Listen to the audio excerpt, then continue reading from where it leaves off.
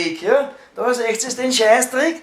Da ist das Mehl von den Arschloch, ja, wie ein kleines, verschissenes, weiß nicht, Krokodilmehl, ja. Da muss ich das irgendwie reinkriegen, ja. Da, schau, zack, au, super. Das ist ja Wahnsinn, das ist ja Lottoglück pur. Und da auf der anderen Seite ist auch da, ne.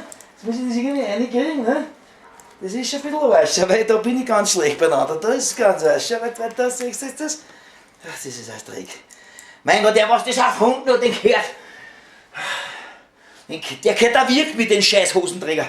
Der Schädel. Nein, nicht der Schädel. Die Gurgel natürlich. Die Gurgel. Ja, die beißt zu, du verdammte Hure, du. Erster. Jetzt. Au! Ist nicht über meinen Arsch drin. Das ist aber kein. Das ist nicht übertrieben. Ui, das tut ein bisschen weh. Aber gut. Das tut ein bisschen weh. So. Und jetzt. Geschleichte. Scheißen willst. Leg mich am Arsch. Jetzt will ich das nicht so deppert machen, diese Performance. Diese Hosenträger schon. Hab ich das lange jetzt da. Jetzt hab ich das lange angespielt. Das gibt's nicht. Außer du Hure.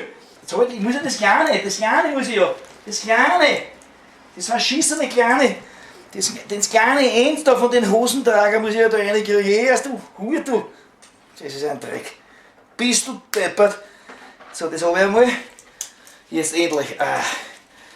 Au, das tut weh, das tut weh. Ja, das ist so heiß, das vorher das Ende Juli. Wow, Alter.